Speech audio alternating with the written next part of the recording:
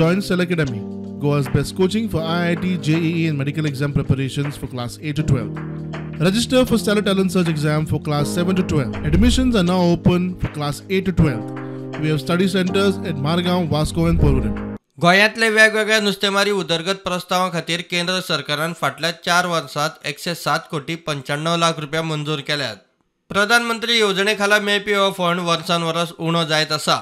खासदार सदानंद शेट तानावडेन राज्यसभेत विचारिल्ल्या प्रश्नाचेर जाप मेळ्ळ्या. तातूंतल्यान हें स्पश्ट जाता. पळयात.